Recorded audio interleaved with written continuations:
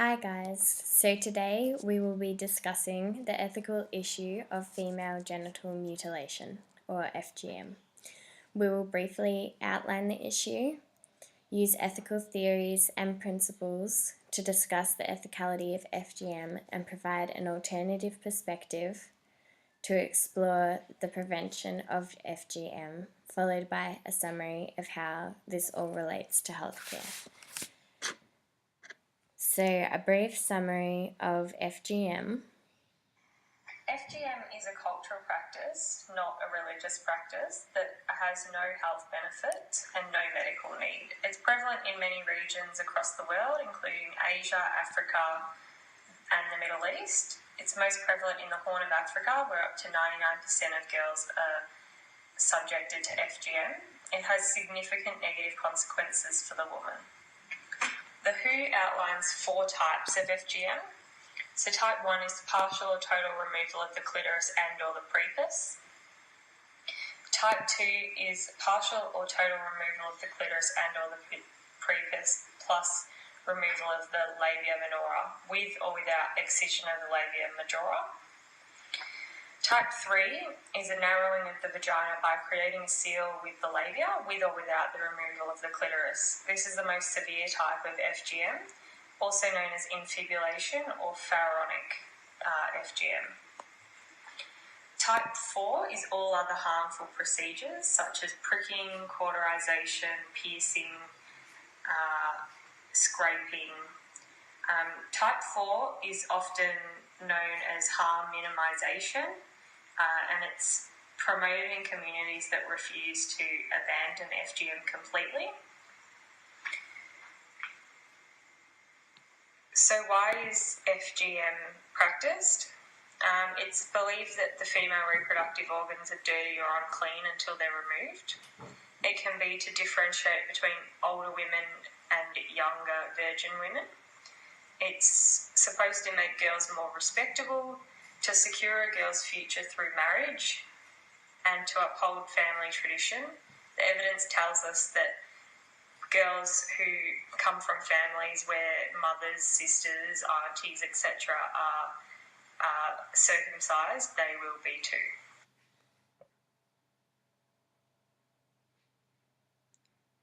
Next, we will be exploring ethical theories. Utilitarianism theory is a teleological theory. The word teleological comes from the Greek word telos, meaning end. Teleological theories decide whether the act is ethical or unethical by looking at the consequences of that act. The act is considered ethical only if it results in desirable consequences. In the following section of this video, the utilitarianism theory is applied to analyze female genital mutilation.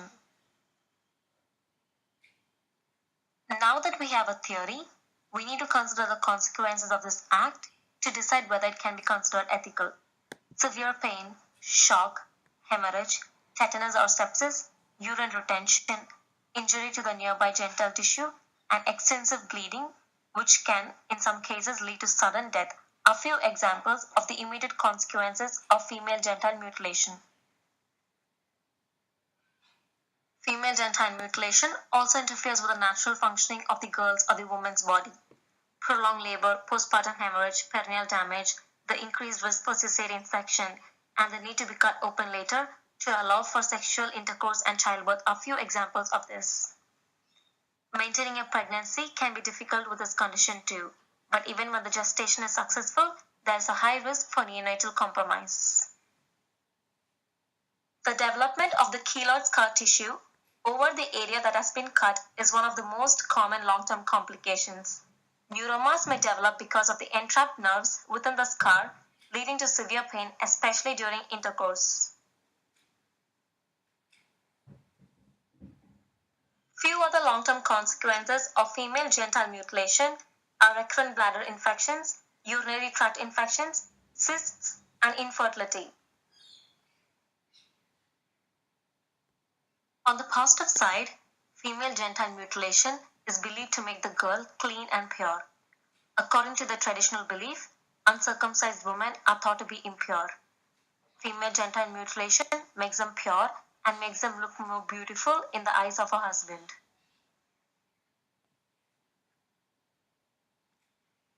Thus, the negative consequences of female genital mutilation clearly outweigh the positive consequences.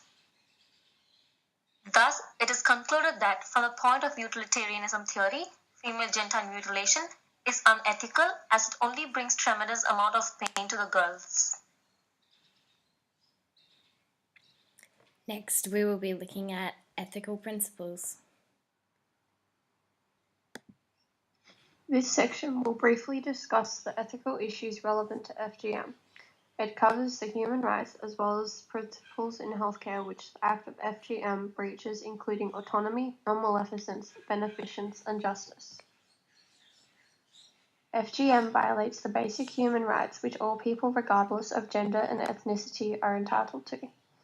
The two major human rights FGM violates is the right to health, security, and physical integrity, and also the right to be free from torture and cruel, inhumane, or degrading treatment.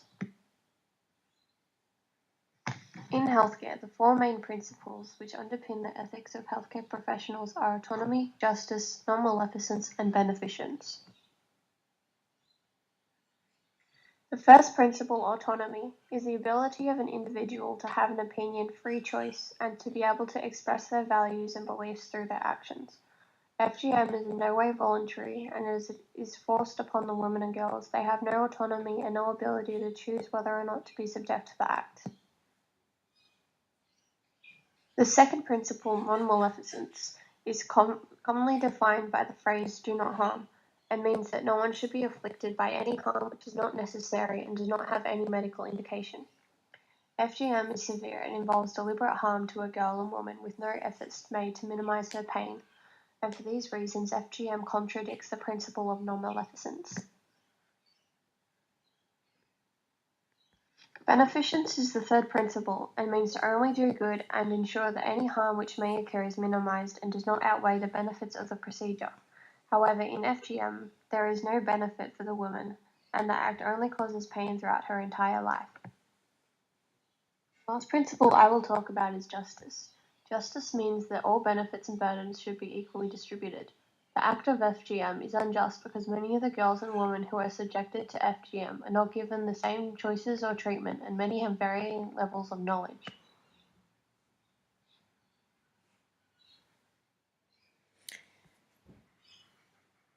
We will now discuss the alternative perspective.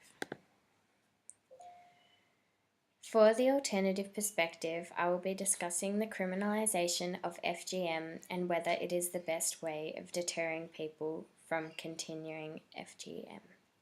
Criminalisation is one of the most common strategies to prevent FGM, but does it really work? I'm going to discuss the criminalisation of FGM in Egypt in 2008. So there was a decline in FGM practice after the criminalisation, but it was found that FGM had already been declining since 2004, suggesting that there were other factors involved. These other factors were that communities that had better access to education, medication, clean water sources, and proper hygiene and sanitation showed lower rates of FGM or better outcomes for girls and women who had undergone FGM. The impacts of criminalisation are that it forces people to choose between being a social outcast if they don't perform FGM or going to jail if they do.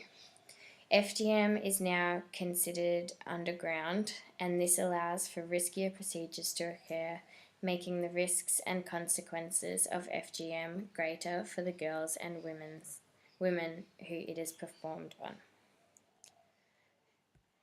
Even after criminalisation in 2014, 55% of women at reproductive age still support FGM. And 87% of ever married women, who are women that have been married before but may not be married now, between the ages of 15 and 19 had undergone FGM. Even though this is a decline, FGM is still prevalent. UNICEF recognizes that FGM is unethical and that it is a form of child abuse, but suggests that criminalization is not the answer to stopping FGM. Instead, the need for support to encourage a social movement is needed. From this information, we must question whether the criminalization is effective and ethical. Using the utilitarian theory, it is debatable as to whether the negative consequences of criminalization outweigh the positives. To achieve change, there must first be a change in behavior and attitude from the people who practice FGM. The effectiveness of a law relies on how it can be translated to the broader process of societal change. The law should be there to show communities that the government disapproves of the practice, but there needs to be other initiatives within the community to push social change. In conclusion, we have found that FGM is a cultural practice that violates human rights. Being able to understand and apply ethical theories and principles in order to determine whether an act is ethical or not is an imperative part of being a healthcare professional. These skills allow us to be able to make the best decision for the care of our patients. Through our research, we have found that FGM is an unethical practice, but understand that there is more that needs to be done to prevent FGM from occurring in the future. Thank you. And here are our references.